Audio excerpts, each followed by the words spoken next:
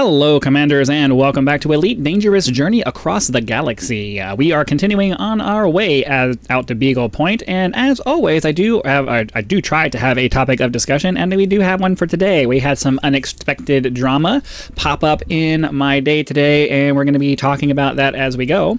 But before we can hop into all of that, let's go ahead and get through the intro for all of the new faces who are joining us just now and have never seen this before. We are on our way out to Beagle Point. We started way back over here in the bubble where Earth and everything else is. We went all the way through the center of the galaxy and visited Sagittarius A star, and we are currently right here on our way out to Beagle Point out in this area. Let's go ahead and get off the ground out into space so we can go over the sequence of events for how we end up doing all of our searching. Hold on, I'm just trying to get on my... I'm not sure what just happened there. My brain went not working now. Anyways, we are currently working on trying to increase our exobiology skill as well as make enough money to buy a fleet carrier so we can eventually take up residence out in the black. As you can see, we are looking at the Milky Way from the other side. Earth is on the other far side of all of that. We're going to get out into space, get ourselves away from the planet so that we can hop into the next system and start looking for bodies in which to find exobiology. I am stuttering a lot right now. The thing is I've had a long day. It's been really frustrating and irritating. We'll get to that in just a second. I do want to get all the way through the first jump and through the first sequence for all the new guys so that you will know what's going on rather than just watching me do a bunch of stuff and wondering why is he doing that. So let's try to hurry up and get out of the sphere of influence of this planet. We'll do some slingshotting around so that hopefully we can quickly get around. Here we go. So there's our jump that we need to make. Just waiting for it to turn there. All right. Oh, wrong button. And now we're going to jump to the next system and go through the sequence of events that we typically go through. It is very... the gameplay portion of this is kind of boring and repetitive because exploration is very boring and repetitive until you eventually find something super cool to look at. So we're going to jump into the system over here. And then the first thing that we do is we pop the Discovery Scanner, which allows us to see how many bodies are in the system. After that, we will do a fuel scooping maneuver on the star, assuming it will allow us to do that. We see a nice bright yellow star, which means that we're probably going to have a good scoopable star here. So let's go ahead and pop that Discovery Scanner. As I said, we'll get ourselves into fuel scooping range of the star, fill up our tanks, and then as you can see, there are 15 bodies in this system, which as it happens is the arbitrary limit that I've set for the number of planets that we're going to do a full-on scan of the system. Regardless, we'll always hop into this full spectrum system scanner here to do Earth-like worlds, ammonia worlds, and water worlds, because those are the most valuable ones where you just do the scans. But we're also looking for biological signatures. So let's find the plane of the system, and we'll start looking at these bodies. If you look over there in the left side of... It's kind of hard to tell because the star's in the way. If you look over there on the left side, at the bottom of the little graph there, it says 8,097. That's how many light seconds away the planet, or the body is. I generally set a limit. Ooh. If you look up at the top right, it says a biological 5. We definitely want to go after that. That is a cornucopia of biological signatures that we can go after. So we're definitely doing that. And, 10,000 light seconds is about the limit that I set for going after any body, whether it's, a lot of bodies or not about a lot of bodies, because it takes a long time to do 10,000 light seconds when you're doing it in Super Cruise rather than just jumping from star to star. There is a lot of biology in this system. Okay, so yeah, today's not going to be a travel day. Today is going to be... Why are we moving? Today is going to be a scanning biology day, because holy crap. Let's finish scanning the system. We'll get the last number of bodies just so we can get the full-on scans done. And then we're going to go to a 5 biology planet. And how many was that? 1? We're going to ignore the 1s because I generally ignore those. I generally want at least 2. This system has 1 5 biology system and then 2 3 biology systems. Holy freaking crap. So let's go ahead. We'll get lined up with that. And then we can start talking about my drama for today. which is the real reason why most of you come here, especially if you come back and watch more than just 1 or 2 episodes. You want to hear the random things that I talk about. So today I decided that, well, you know, I've been talking about how we moved back into our travel trailer, which I know to some people are like, what, are you homeless or something like that? No, we're not homeless. I like living in my travel trailer. You know, and honestly, I wouldn't mind living on the streets if I could get my RV set up to make it reasonable to do that. But anyways, I'm currently volunteering for the Park Service in exchange for a spot, and my wife is working her job to kind of pay the bills while I do that. And I'm, you know, the other half of my time is spent doing this, doing recordings, trying to build this channel up, hoping that it's actually going to turn into something. But anyways, the drama that happened today is the trailer that I'm in originally came with your typical 10-gallon electric/propane water heater. And when I was living in it the first time, about halfway through living in it, I lived in it for a couple of years, and about halfway through that, I spent the money to swap out the water heater for an on-demand water heater, because I wanted to have the option to be able to just take as long of a shower as I wanted to, and so that, you know, the only limit on my hot water is just, you know, how much propane I have and how much water I have access to, rather than having only 10 gallons of hot water and then it runs out and then you're screwed. So I swapped that out, and it's been great. It's been perfect. It works exactly the way I wanted it to work. But the only issue that I have is that I was never able to figure out how to get the electrical power that was going to the water heater, the original water heater, because I'm going to have to explain this to those of you. I'm going to have to explain this so that those of you who don't know anything about RV systems will understand, because it's not going to make any sense. So an RV water heater, the ones that typically come with a trailer, typically have a 6 or a 10-gallon hot water tank, or hot water tank, a 6 or 10-gallon tank in it that has water in it, and it can be heated up in 2 different ways. Either with an electrical element, like most homes have, like they have a big electrical element that heats up the water, or you can heat it up with propane. And pretty much every RV you buy comes with a pair of propane tanks. So the reason that's important is that when the electrical element, the electrical version of the water heater uses up a lot of electricity. And when you want to take your trailer to places where you may not be able to plug it into an electrical source, you don't want it running off of your batteries to keep your water hot. So what you'll do is you'll use propane to heat up the water, because that doesn't use up any electrical power except for the little bit of battery power necessary to run the controls for it, which is very, very minimal. So generally, anytime you're going to be in some kind of a mobile situation, you're going to have a propane option, because you want to be able to have you know, plenty of hot water without having to worry about your batteries going dead, because, you know, the electrical versions of the electrical versions of water heaters use up a lot of power. Now, they're very efficient, don't get me wrong, but it's a lot of juice to be taking out of your batteries rather than just burning propane to do it. So now, all of that being said, I decided that since I was going to need propane anyways, and I don't like having to worry about how long I'm going to take a shower, especially when I'm parked on a site and I have access to unlimited water, I wanted to have an on-demand on-demand water heater. So I bought a new one, took out the old one. I think I gave the original one away to somebody who needed one. Put it up on Craigslist or something like that, and just gave it away, because I didn't, you know, who's going to want to buy a used water heater? And then, you know, and I installed that one, and it's been working fine. So the issue has always been, though, I couldn't figure out a way to get the 12-volt power that was coming from. We need to scan our planet here. Hold on a second. Wrong button. That one. Here we go. All right, so you can see down in the bottom right, efficiency target. We need to shoot 2 probes or less to get the efficiency bonus. You get more money for scanning these planets if you meet the efficiency bonus. So I have the extra wide probe surfaces, and that's going to allow me to, you know, more than accommodate that. Let's wait for this to pop out so we can see what species we have on the planet. We'll be able to filter through them and get a good heat map. So we got Stratum Tubus. Ooh! Frutexa, Tussock, and... All right, so 1, 2, 3, 4, 5. Jeez, okay. I want that tubus. We haven't found tubus. I think maybe we found tubus one time. We definitely want to go after that.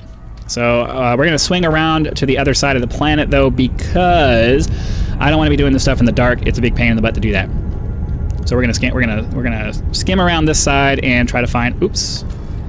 Gotta turn off that Super Cruise Assist so it doesn't automatically try to pilot me around. And we're gonna get around to the daytime side so that we can actually see what we're doing and not have to be hunting around in the dark for this stuff. So, anyways, I was never able to figure out how to get the 12-volt power source from that was attached to the original water heater to power the water heater that I have now. There's some kind of weird thing. So the trailer I have is highly, what's the word I'm looking for? It's not, I don't want to say highly automated, but it has a control system in it, and it's a digital panel control system, and it doesn't play nice when you're not using it exactly the way that it was designed to be used. So when I took the water heater out, it didn't like connecting to this water heater. It had no idea what it was. And so I've never been able to figure out how to get the power that was, because when you switch into propane mode, it just uses 12-volt electrical power rather than the AC mains that your trailer has when you're plugged into the grid. So that's kind of the reason why I had to go through this whole spiel is that, you know, there's two different electrical systems being used when you're using your typical water heater. If you're using the electric side, you're using, you know, standard household type electricity. And when you're using the propane, you're just using 12-volt battery power kind of stuff. So the 12-volt battery side of the control system for that, because there's a control panel in a closet that turns the water heater on and off. That's kind of the. Why am I taking screenshots with some of the others, some of my keypads? That's very weird. Okay, let's get the night vision turned on. I know it's taking me forever to get through this explanation. This is how it always goes, because I'm trying to do two things at once, and I can't talk and focus on what I'm doing over here at the same time. So let's just get down here, and because right now I'm just trying to make sure I'm not going to crash. Well. Forgot to turn my throttle off. And that would explain why that was doing that. Don't worry, we're going to get to the rest of this explanation. I'm trying to get down. I think these are the tubus that we're looking for. So I'm excited about that. Let's take a look at these. We have two more we have to grab, and we have a bunch of other things to grab on this planet, so there's plenty of time to finish talking about this subject here. I'm not trying to pad out the time, you know, keep you guys around for unnecessarily. It's the way my brain works. I know it seems like I'm just dragging this out to try to keep you guys watching, but, you know, obviously I hope you just watch because you just enjoy being here. Let's see, what do we got here? Tubus soribibus. I don't even know. Sororibus. I'm sorry, what does that look like to you? That's cool. It looks like a bird of paradise. This is what we do exploration for right here. I know I'm not like jumping out of my seat excited or anything, but I mean that's pretty cool, and it's actually kind of pretty. So let's go find two more of these and then we can move on. Okay, so yeah, the whole reason I went into the whole two different kinds of water, or two different types of heating water, and then, you know, switched out all that stuff is that the control panel that I have is capable of either providing the regular electricity that you would get in your house to the electrical part of a water heater, or it can provide the battery power 12-volt power that you need to control the electronics that run the propane burner side of things. So the reason why all that's important is that for whatever reason, I can't get the 12-volt side of the control panel that I have to provide the right kind of power in the right kind of way to the new water heater that I have. It keeps throwing an error at me, telling me that there's a short somewhere. I don't know. It doesn't make any sense. There's no short, even when I try to put it on a ground, what I know is a ground, and I know there's 12 volts coming out of the wire that I'm using. It just won't do it. I don't know why. So the jury-rigged system that I've come up with is that I have the water heater spliced in. I don't want to say spliced in. I have a bus bar set up that allows me to have. Oh, wait a second here. Hold on. Do we have more tubus coming over this way? Hold on. Like I said, I can't do two things at once, so I need to focus on this here because we want to make sure we grab the last of this. Can I land right here? Okay, so we'll grab the last of this, and then we'll see if we can find some of the other stuff. I have a bus bar set up because I've gone through a couple of water pumps in this trailer because they don't last all that long, and I wanted to have a system set up so that it was relatively easy for me to just clamp on. It's more, you end up having to splice a wire in when you install the water pump. This is related, trust me. I know it sounds like a tangent, but it's all related.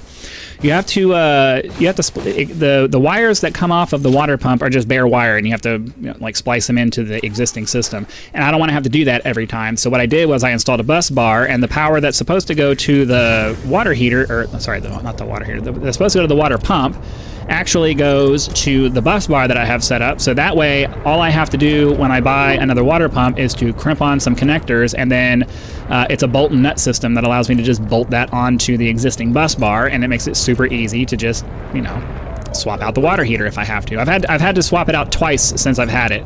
And so that's often enough for me that I don't want to have to be going through wiring every time. I just want to make it as easy as possible.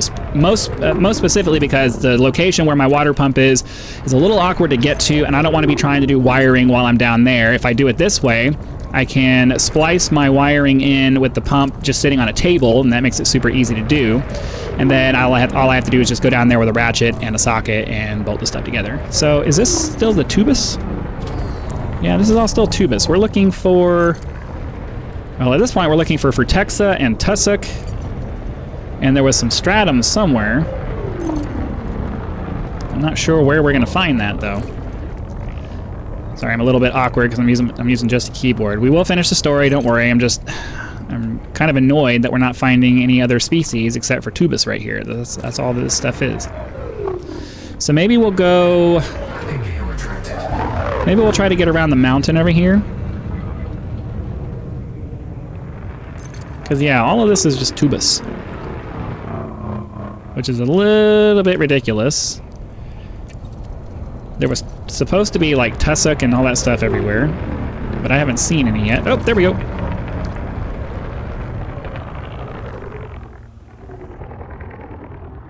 I saw some down here. The problem with the tussock is that you have to be pretty much right on the ground to find it. But I saw what looked like grass as we were going by it, so... At least I thought I did. That's it. Okay, let's turn around and grab that. So now at least we know it's here. We just need to be... I guess I have to be a little bit more slow with my moving around. But anyways... So I was talking about the water pumps. Oh yeah, so the reason why all that matters is I'm basically just I have my water heater attached to that same bus bar that is running my water pump. Now the problem with that is that I have to turn the water pump circuit on for the water heater to work, which means I can't have my water pump working when I'm using my water heater unless I'm actually wanting to use my water pump. So what I end up having to do is I have to take the little protection fuse out of the water heater, or out of the water pump, so that I can have that circuit on without the water pump turning on when I need to use the water heater, and we're plugged into a situation where I actually have water from the city. So, I know that's a really long explanation for my situation, but it's kind of important because you're not going to understand why I had to go through what I had to go through if you don't understand the setup. And hopefully I explained it in a way that, kind of makes sense, and if it doesn't, well, I did my best. So, the drama... That's not the drama. That's just the prelude to the drama. So the drama was today I decided I really wanted to try to figure out how to get it set up so that I could use the existing... Oops, I think I just saw some grass over here. I wanted to use... Did I not? Yes, I did. I was about to say, I knew I saw some. Now we just gotta find a place to land.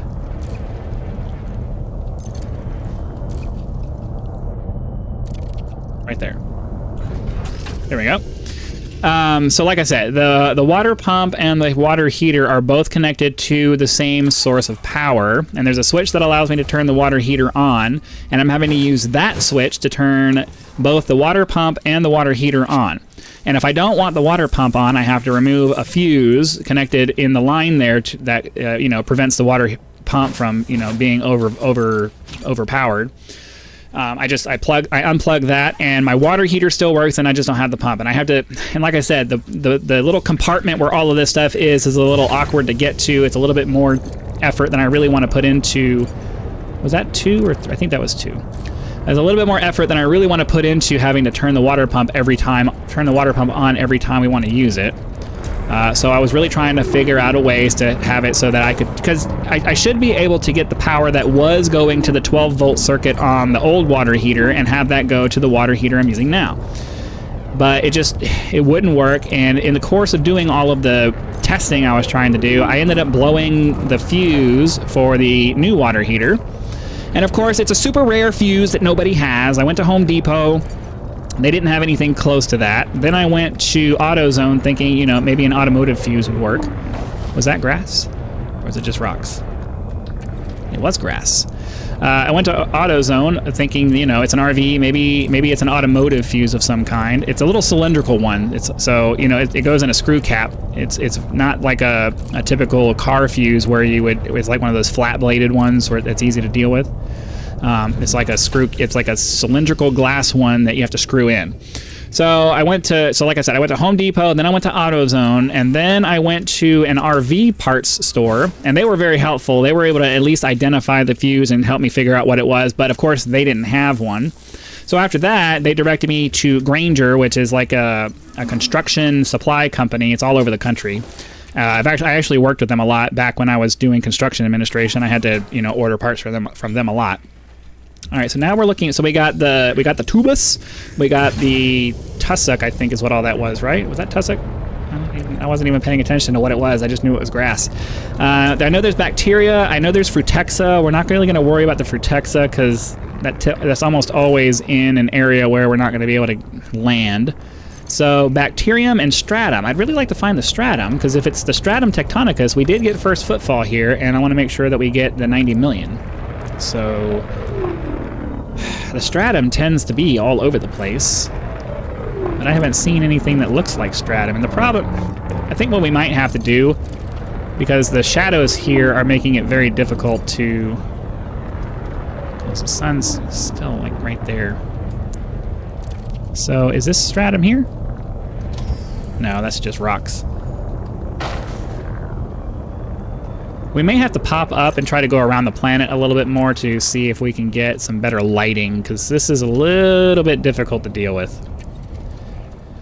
Then after Grainger, I went to a local store, a local like electrical contractor store. I don't know, it's not a contractor store. That's the wrong term to use. But anyways, it was like a specialty electronics store, and they finally had the part that I need. But it took me a couple of hours of driving around and asking and showing people the fuse and seeing if they could find it. And then finally, I get back to the trailer, and I'm continuing. I popped like 3 more of those fuses, trying to just get it back set up the way I had it.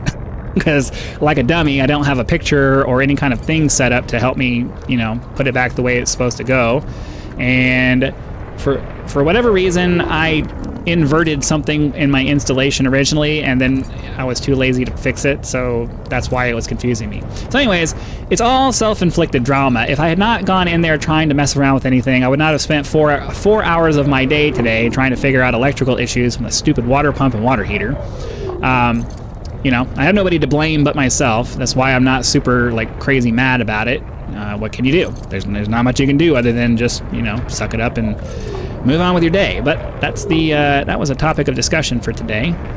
I don't know that we're going to be able to find any of the remaining items over in this part of where we are. I have yet to see any stratum, and this is all tubus and other stuff. I thought turning off my...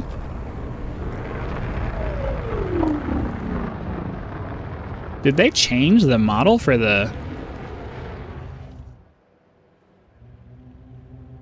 Like, they haven't adjusted the terrain generation, have they? Because this is the deepest terrain I've seen since Horizons.